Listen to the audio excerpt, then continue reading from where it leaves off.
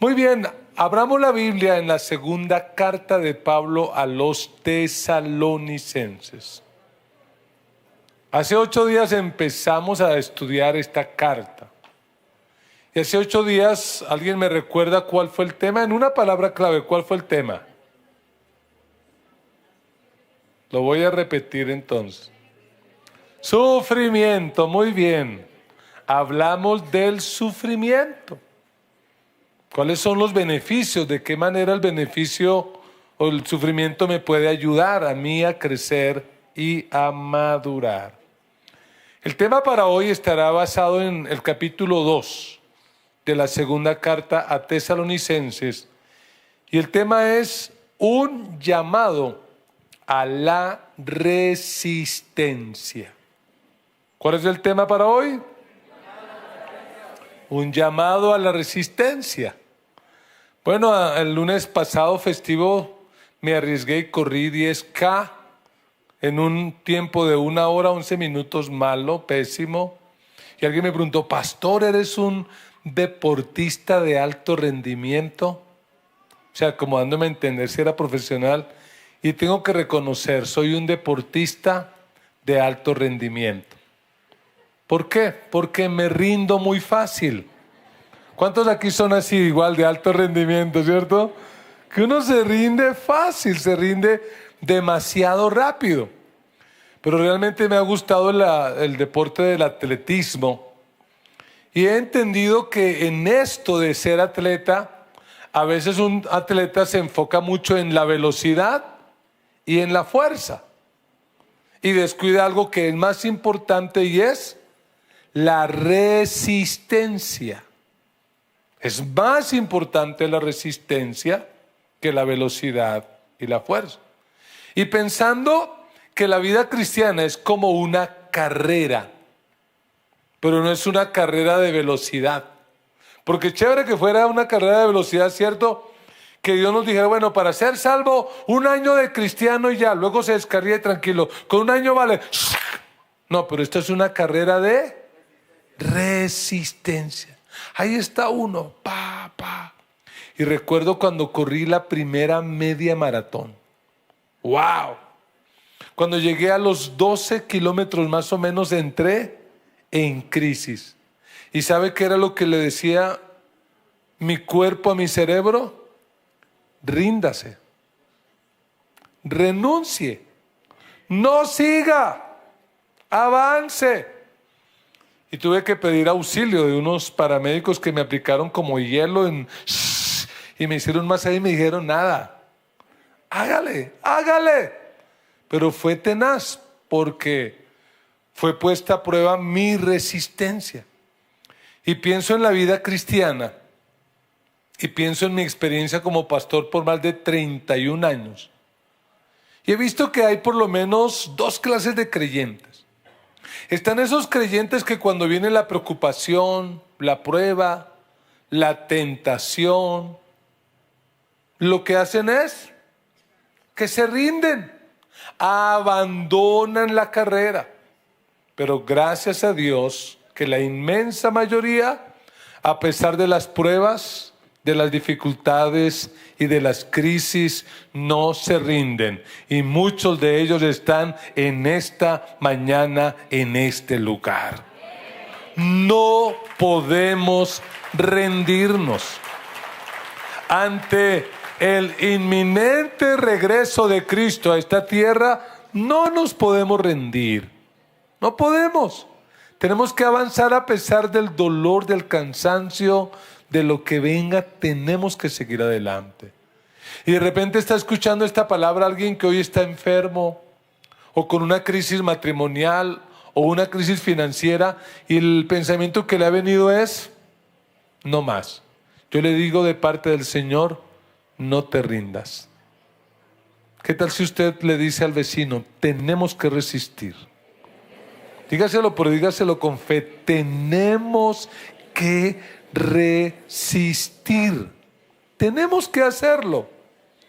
Y yo he aprendido que la resistencia no solo es la capacidad de aguantar algo difícil, porque eso es muy pasivo. Hay gente que aguanta, Y ahí está. No, la resistencia tiene que ser activa. La resistencia es esa capacidad que Dios nos da para convertir algo difícil en una bendición. Y puede ser que hoy la estés pasando mal, pero detrás de esa dificultad Dios tiene una bendición para ti. ¿Pero qué tienes que hacer? Resistir. Yo quiero, basado en el capítulo 2 de Segunda a Tesalonicenses, compartirle 3 decisiones que nos van a ayudar a resistir. ¿Cuántos quieren aprender a resistir? Primera, para poder resistir, en primer lugar, se necesita rechazar el engaño. Es lo primero que tenemos que hacer, rechazar el engaño. Recordemos, como lo dije hace 8 días, que esta carta la escribió Pablo para animar a los creyentes de Tesalónica, porque tristemente habían sido engañados por falsos profetas y maestros.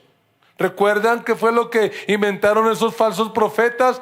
Inventaron el cuento de que Jesús ya había regresado, que ellos se habían quedado y que por eso estaban sufriendo tanto, que realmente lo que estaban viviendo era nada menos que la gran tribulación, que estaban viviendo el día del Señor. Y Pablo tiene que decirles: no, señores, no se dejen engañar, rechacen el engaño. Leamos los primeros 3 versículos. Dice la palabra de Dios: ahora bien, hermanos, en cuanto a la venida de nuestro Señor Jesucristo y a nuestra reunión con Él, les pedimos, léalo con voz alta de aquí en adelante, ¿qué dice? Que no pierdan la cabeza ni se alarmen por ciertas profecías, ni por mensajes orales o escritos supuestamente nuestros, que digan: ya llegó el día del Señor. Siga. No se dejen engañar de ninguna manera, porque primero tiene que llegar la rebelión contra Dios y manifestarse el hombre de maldad, el destructor por naturaleza. Me gusta esa parte del versículo 3. No se dejen engañar en ninguna manera. Porque era lo que le había ocurrido a los creyentes de Tesalónica. Muchos de ellos tristemente creyeron esa falsa profecía de que Cristo ya había venido. Y entonces dijeron: pues si Cristo ya vino, pues descarriémonos. Porque ya para qué consagrarnos si ya nos perdimos de eso. Y algunos se descarriaron. Y otros estaban atemorizados, asustados. Pablo dice: no se dejen engañar. De hecho, a través de esta carta, lo que quiere dejar muy en claro Pablo es la doctrina del regreso de Cristo.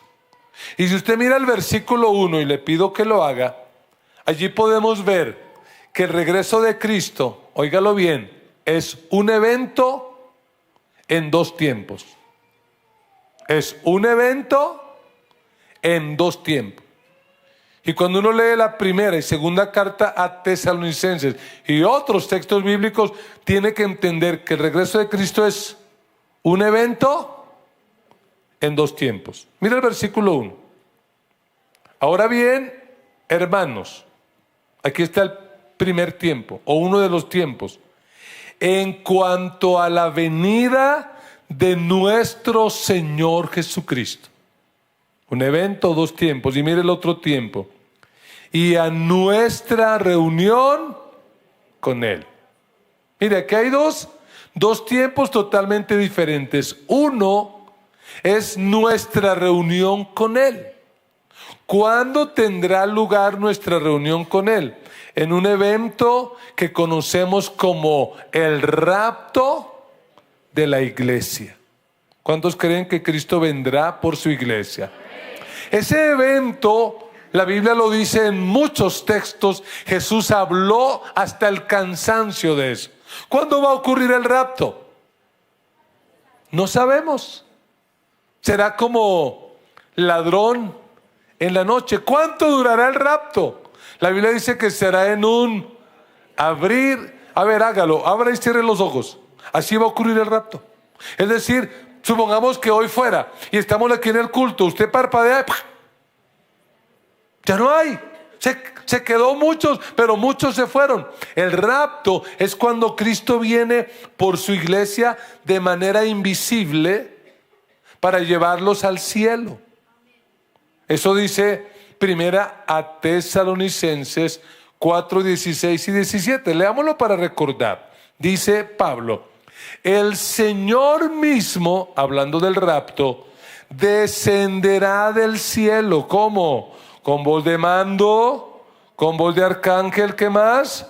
Y con trompeta de Dios. Y mire esta noticia tan tremenda: los muertos en Cristo resucitarán primero. Nuestros familiares, amigos y hermanos en Cristo ese día resucitarán. Suponiendo que hoy fuera, sería en un abrir y cerrar de ojos. Resucitan. 17.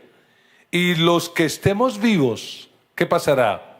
Los que hayamos quedado, seremos arrebatados junto con ellos en las nubes para encontrarnos con el Señor en el aire, y así estaremos con el Señor para siempre. ¿Cuántos se alegran por eso? El rapto de la iglesia no debe producirnos miedo. ¿Qué debe producirnos? Alegría. Él volverá una vez. Y cuando Cristo venga en el rapto, que es diferente a la segunda venida, Cristo vendrá por su iglesia. Será un fenómeno tremendo que este mundo tendrá que explicarlo.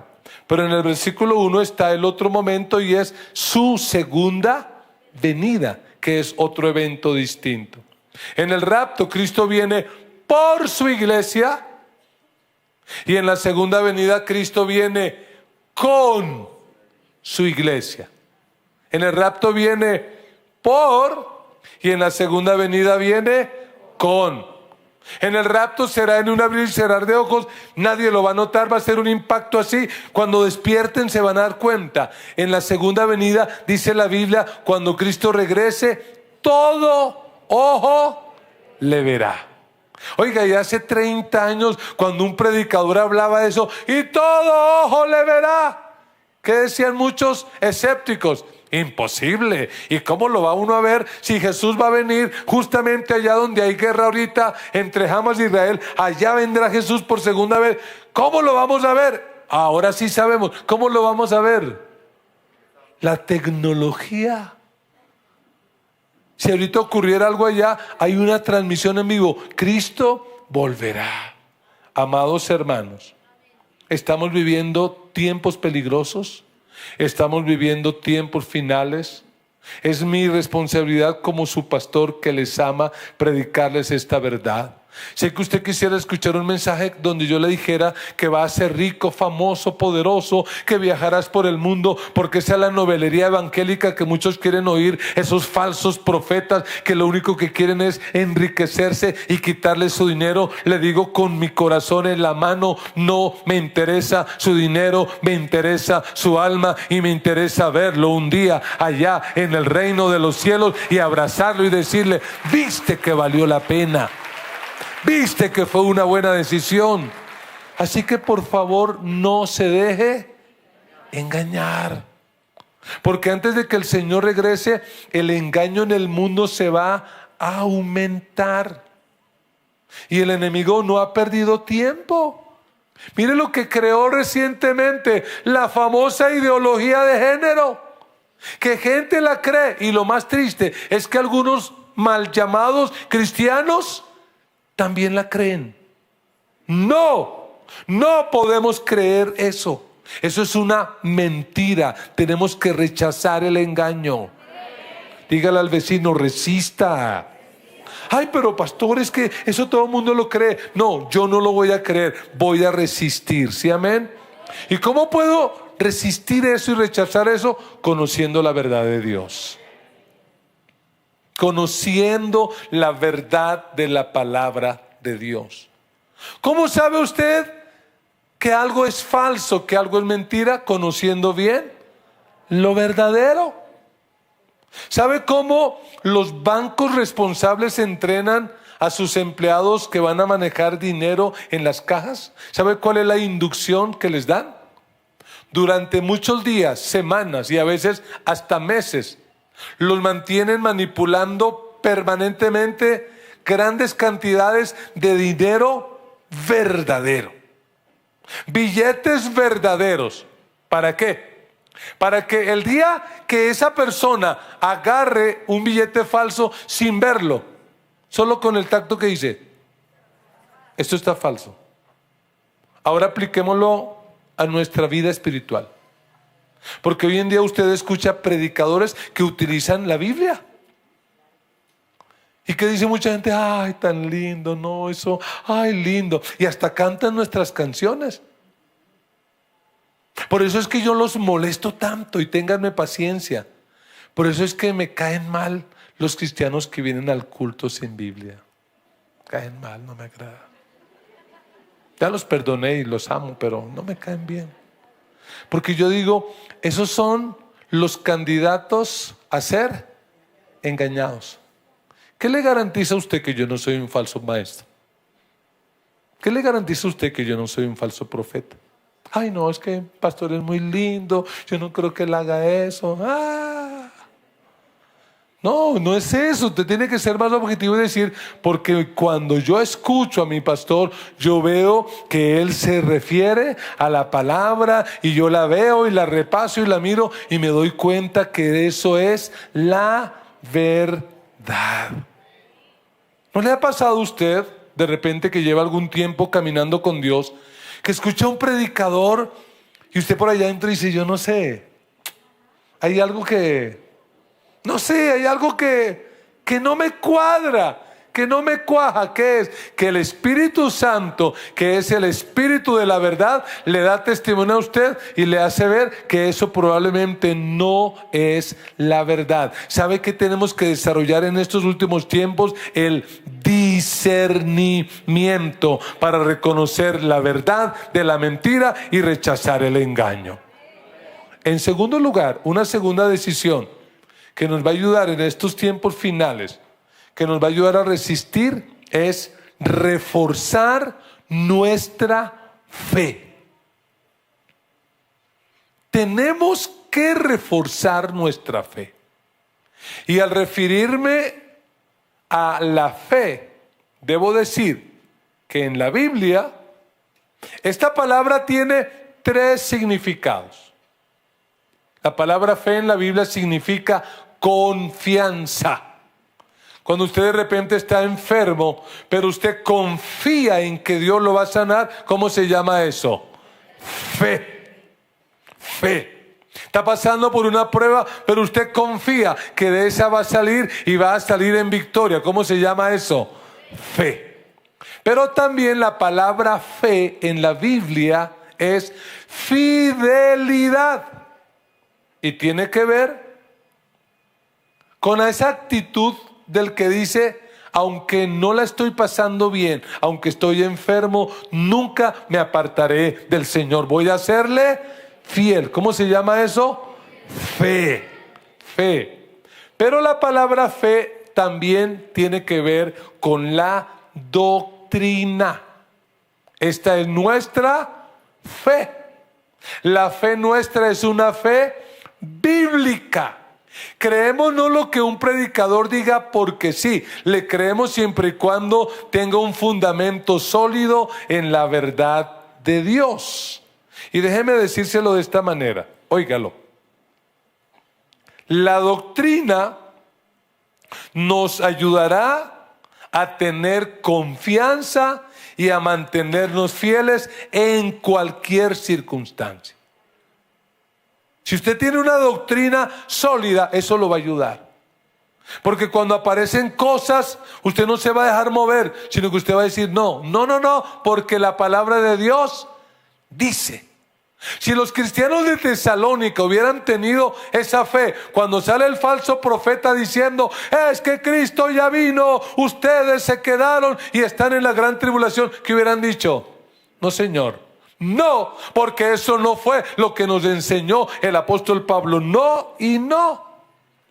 Entonces, una pregunta es, ¿y cuál es nuestra doctrina? Es decir, nosotros, ¿qué creemos?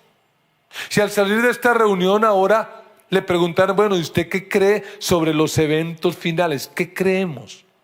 Para que no lo sorprendan, pues le voy a dar algunos tipsitos. ¿Qué creemos? Lo que creemos es que el próximo evento que está por suceder a este planeta es el rapto de la iglesia.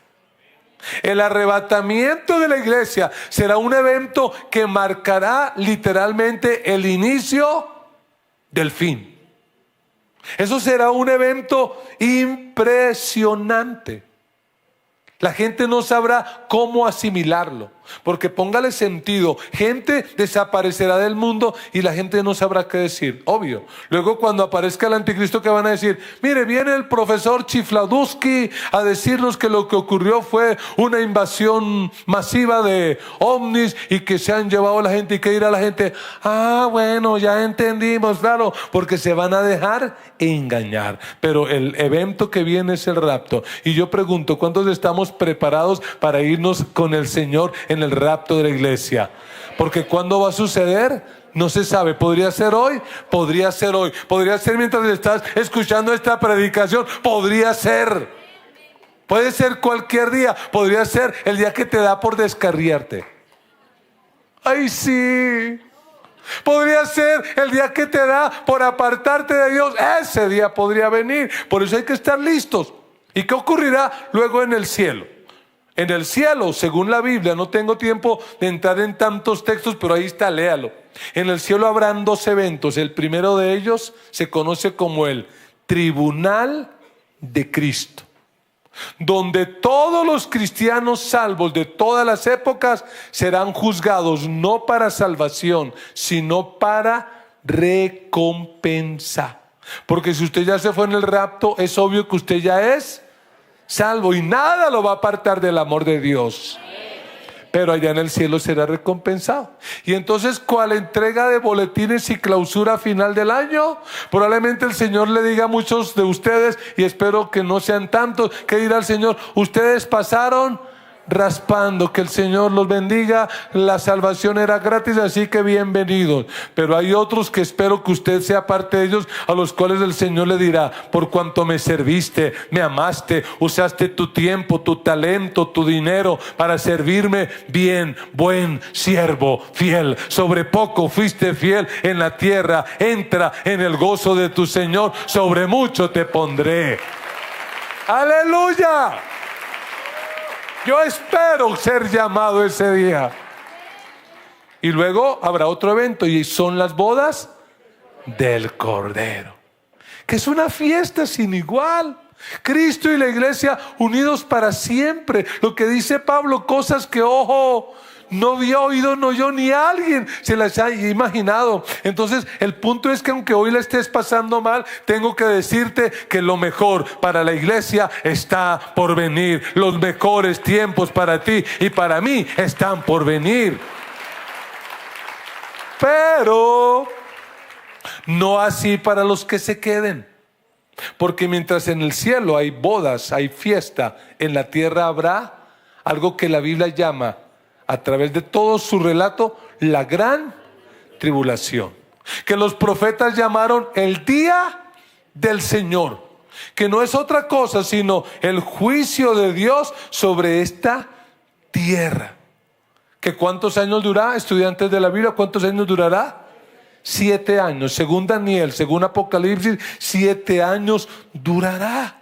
Pero Pablo tiene que decirles a ellos claramente: mire, pero antes de eso, de la gran tribulación, pues tiene que ocurrir, obvio, el rapto. Pero hay otra cosa que tiene que ocurrir, versículo 3. Y quiero que leamos ese texto en la Reina Valera, solo para una palabra que hay ahí. Dice, nadie os engañe en ninguna manera, porque no vendrá sin que antes venga ¿qué? La apostasía. ¿Qué es la apostasía? La apostasía, en palabras sencillitas, es esa mala decisión que toman personas que un día profesaron su fe en Cristo, pero que un día por alguna razón se apartan, no resisten, no aguantan, o bien porque vino la tentación y les gustó más el pecado que agradar a Dios, o bien porque vino la prueba o vino alguna dificultad y se apartan. Y algunos de ellos son tan apóstatas que ya no solo se apartan, sino que empiezan a atacar la fe que un día profesaron. Eso se llama ser apóstatas. Y obvio, cuando la iglesia sea arrebatada, la apostasía en el mundo será plena, total.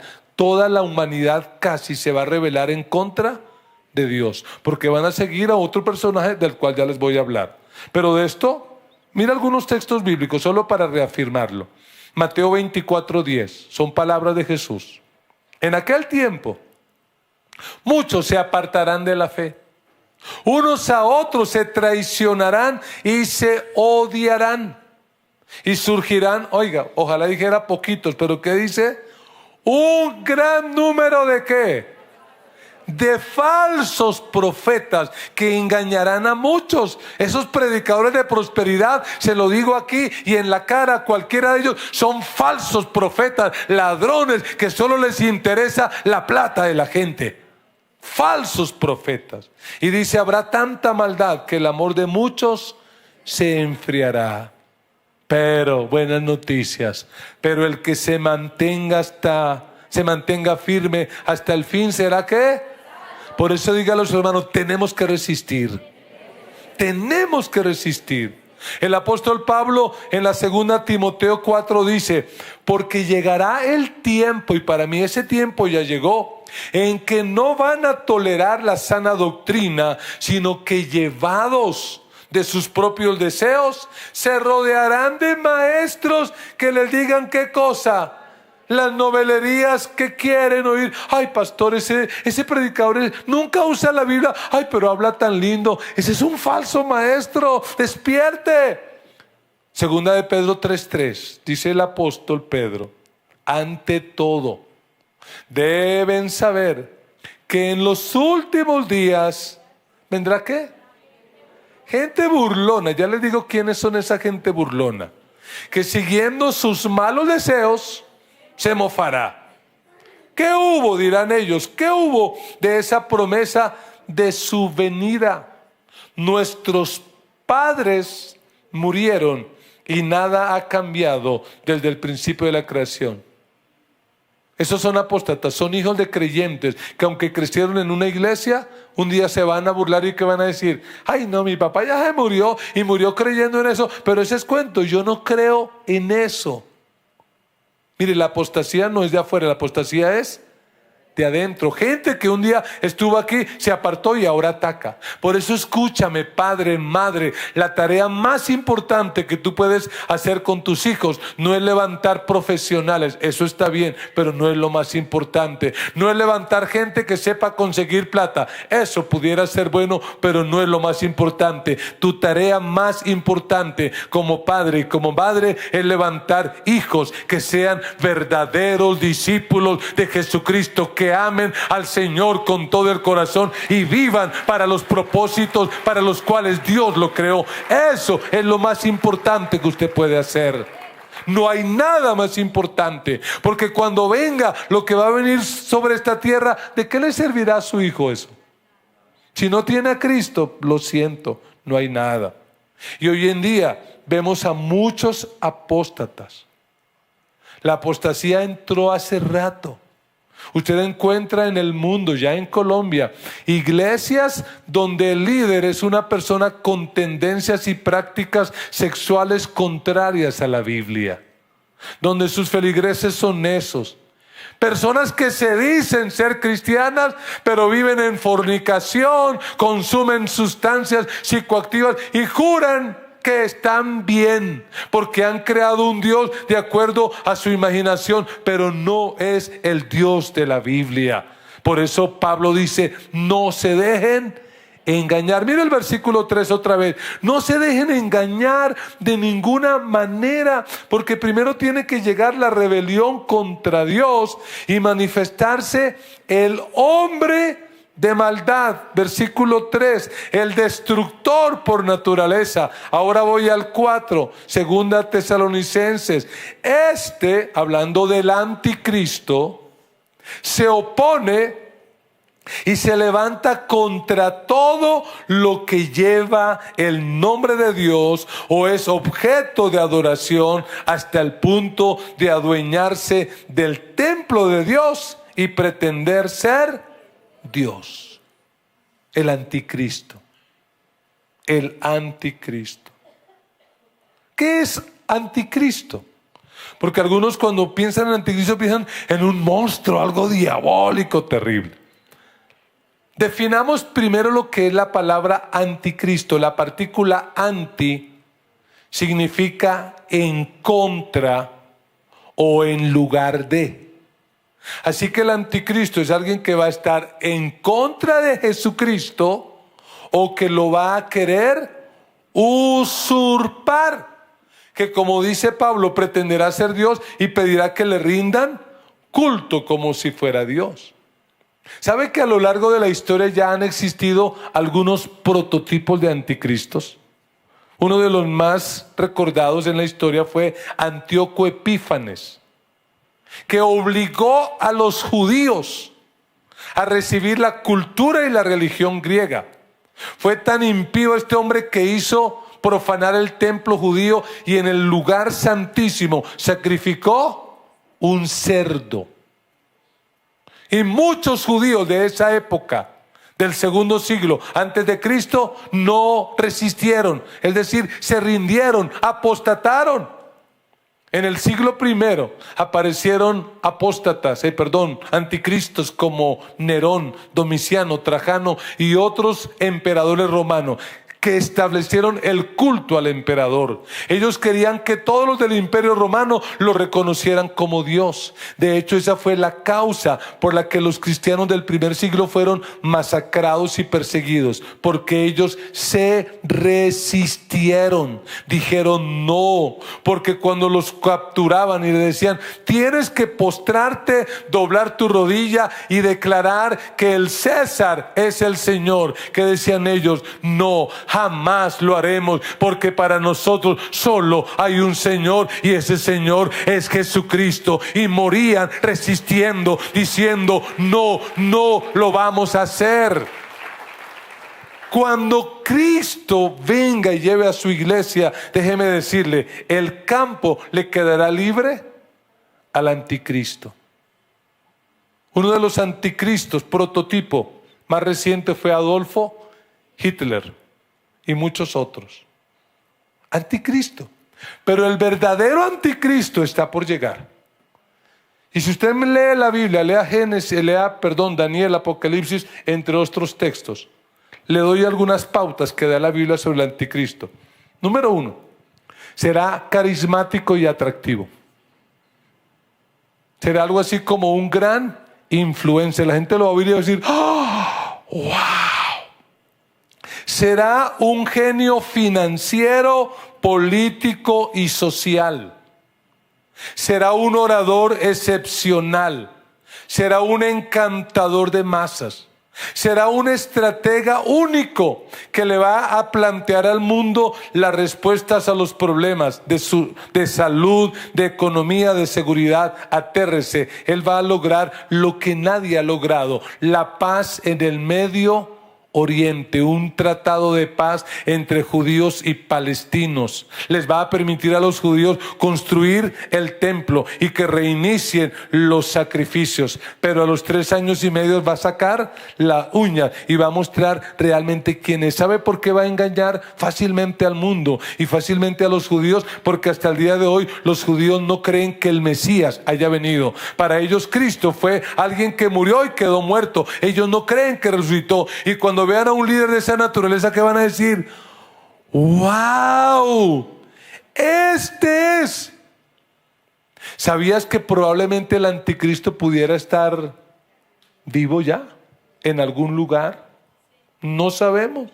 Pastor, ¿y qué hacemos frente a esto? Frente a esto, la única opción es fortalecer nuestra fe, volver a la Biblia, volver a la oración, resistir y decirle no a la apostasía y decirle no al espíritu del anticristo. Dígale a alguien, tenemos que resistir. Y la última decisión de la que le quiero hablar en esta mañana es que para poder resistir a todo lo que viene sobre este mundo, necesitamos rendirnos al Espíritu Santo de Dios. Déjeme decirle, esto en nuestras fuerzas es imposible, no vamos a poder. Porque el enemigo se va a levantar y va a traer más ideologías, más perversión. Y si usted no está lleno del Espíritu Santo, fácilmente lo va a enredar. Fácilmente va a caer detrás de un falso profeta, de un falso maestro, diciendo, no, ahora sí, este sí es. Parece que Pablo ya les había hablado de esto, pero a ellos se les olvidó. Mira el versículo 5. Pablo les dice, ¿no recuerdan que ya les hablaba de esto cuando estaba con ustedes? ¿No recuerdan? ¿Cuál es el problema a veces de la iglesia? Que oímos pero se nos olvida, ay, eso era así, ay, yo no me acordaba.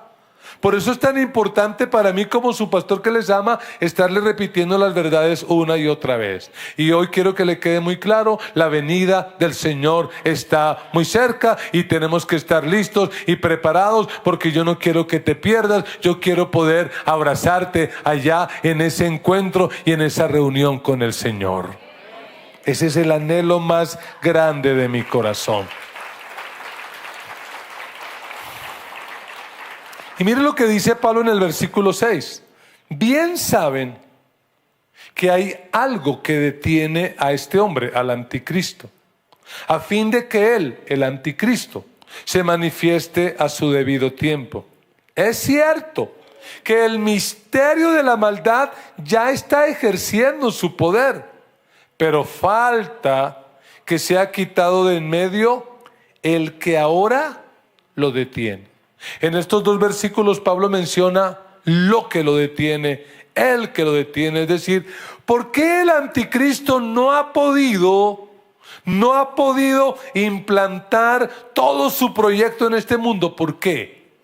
Porque aquí en este planeta todavía hay iglesia. Y todavía está la obra del Espíritu Santo de Dios. Pero cuando Cristo venga y se lleve la iglesia y el Espíritu Santo ya no ejerza influencia sobre este mundo, ay. El campo abierto para que el anticristo haga y deshaga. ¿Recuerda usted cuál es una de las acciones del Espíritu Santo? ¿Qué hace el Espíritu Santo? Convence al mundo de pecado, de justicia y de juicio. Al no estar el Espíritu Santo activo, porque va a estar, porque Él es Dios omnipresente, pero al no estar activo, ¿qué va a pasar? Que la gente ya no se va a convencer de pecado, de justicia y de juicio, sino que fácilmente van a ser engañados. ¿Qué es lo que le fastidia la vida al anticristo hoy en día? La iglesia. Por eso yo cada domingo me coloco aquí de pie y ¿sabe qué le estoy haciendo a las fuerzas del mal? Les estoy haciendo resistencia.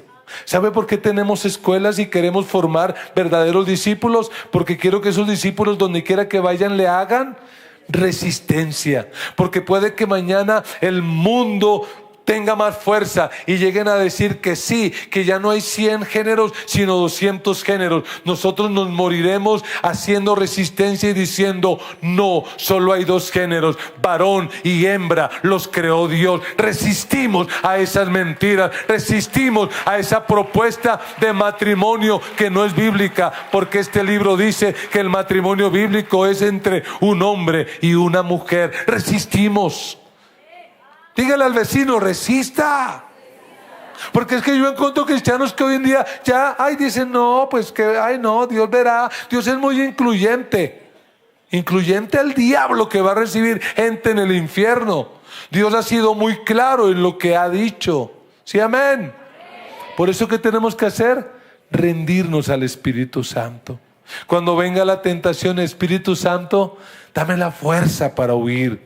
Cuando venga la prueba, Señor, dame fuerza, ayúdame a resistir. Cuando se levanten doctrinas, falsos maestros, gente que hace milagros y maravillas, que hay que decir, Señor, no me dejes engañar, ayúdame a resistir. Y quiero terminar respondiendo una pregunta que en mi vida pastoral me han hecho muchas veces. Y la pregunta es, ¿habrá salvación durante la gran tribulación? Cuando gente me hace esa pregunta, le digo, ¿por qué? ¿Te quieres quedar? No, pastor, solo para saber. Pero a mí me parece que detrás de esa pregunta hay guardados por ahí, ¿cierto? Tienen guardaditos, no, pues solo para saber, pastor, ¿habrá o no habrá? Pues yo le voy a dar no mi opinión, sino lo que dice este texto bíblico. Acompáñeme a leer, versículo 9. El malvado vendrá, el anticristo vendrá por obra de Satanás. ¿Cómo vendrá? Con toda clase, de milagros, señales y prodigios falsos. Con toda perversidad engañará a los que se pierden. ¿Y por qué se pierden? Por haberse negado a amar la verdad y así ser salvos. Por eso Dios permite que por el poder del engaño crean en la mentira. Así serán, ¿qué? Condenados todos los que no creyeron en la verdad, sino que ¿qué? ¿Necesita explicación este texto? Sin embargo, le voy a puntualizar. Miren, aquellos que oyeron el evangelio antes del rapto, que lo escucharon, pero que nunca cambiaron, que nunca se arrepintieron, que siguieron en sus prácticas pecaminosas, que nunca fueron sinceros y vivieron para agradar a Dios, para ellos en la gran tribulación, sencilla y claramente, no hay salvación. Porque serán fácilmente engañados, porque ellos ya tomaron su decisión. Y déjeme decirle, tal vez durante la gran tribulación, aquellos que no oyeron el evangelio, incluido el pueblo de Israel, tal vez ellos serán salvos, porque de hecho los predicadores mayores durante la gran tribulación van a ser los judíos, que a la mitad de la tribulación, cuando se den cuenta quién era el anticristo, pues van a aceptar a Cristo, lo van a reconocer y van a empezar muy seguramente a predicar el verdadero evangelio. Y tal vez muchos que no habían oído van a oír y tal vez se van a convertir. Pero aquellos que en este tiempo oyen pero no obedecen, no hay chance. Si ahora con la ayuda del Espíritu Santo, ¿qué será sin el Espíritu Santo? Jesús lo dijo claramente en Juan 3:16. Porque tanto amó Dios al mundo que dio a su Hijo unigénito, para que todo aquel que cree en Él no se pierda, sino que tenga vida eterna. Y mira el 17 lo que dice: Dios no envió a su Hijo al mundo para condenar al mundo. ¿Para qué lo envió? Para salvarlo. Pero ¿cuál es el problema? 18. El que cree en Él no es condenado. Pero el que no cree ¿Qué tiene que esperar? ¿La muerte? ¿El regreso de Cristo para ser condenado? No, ¿qué dice? Cuando una persona abiertamente no cree, ya está condenado. Está vivo físicamente, pero no tiene que morirse para condenarse, ya está condenado. Porque el único camino, la única verdad es Jesucristo. Esto no se trata de iglesia, se trata de entregarle su vida a Cristo. Así que si usted todavía no lo ha hecho, hágalo hoy mismo. Allí donde está, haga una pausa y dígale al Señor: Señor, reconozco que soy pecador. Reconozco que he vivido lejos de ti, me arrepiento y te pido perdón. Dígale: Señor, te entrego mi vida, cámbiame y haz de mí la persona que tú quieres que yo sea. Entréguele su vida a Cristo y viva para agradarlo a Él.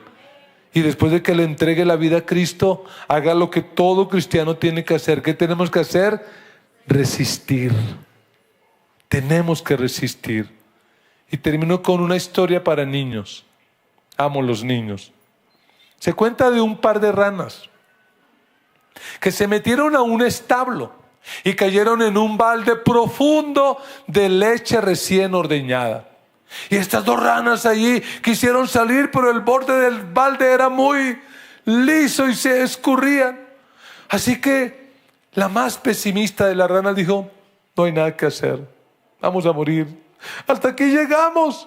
Y la otra le dijo: no te rindas, resiste, vamos, pataleas algo. Y durante media hora estuvieron ahí pataleando. Pero a la media hora esta rana pesimista dijo otra vez: no, ya no puedo, yo ya no aguanto, mejor me muero. Y la otra le dijo: no, vamos, otro poquito, otros minutos, vamos. Pero a los 20 minutos esta rana pesimista dijo: no hay más. Y se dejó hundir y se ahogó. La otra, que era más optimista, siguió pataleando, triste porque se había muerto su amiga rana. Y a los 15 minuticos esa leche, de tanto batirla, se volvió mantequilla. Y la rana pudo saltar y se salvó. Moraleja de la historia: si queremos salvarnos, ¿qué tenemos que hacer?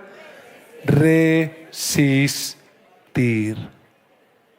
Póngase de pie en esta hora. Vamos a orar a Dios. Vamos a orar, vamos a responderle a Dios, vamos a decirle a qué nos comprometemos.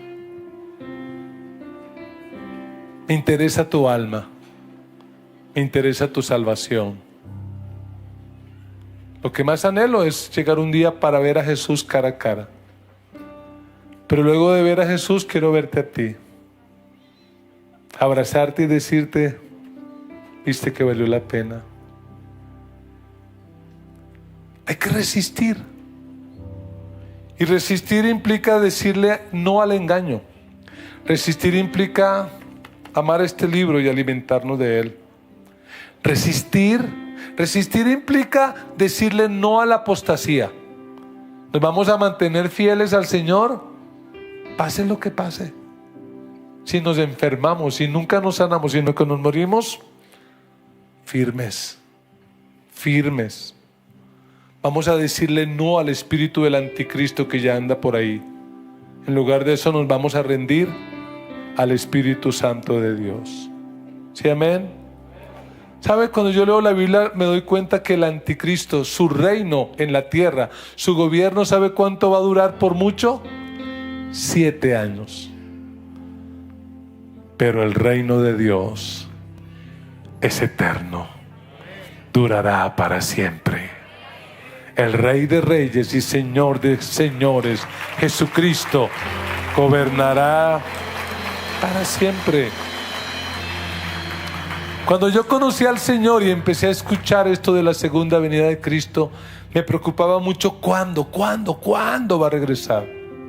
Ahora no me importa cuándo, porque entiendo que lo importante no es cuándo, lo importante es resistir. Guarde esta frase en su corazón. Para estos tiempos difíciles, resistir al Espíritu Santo, nos debemos rendir.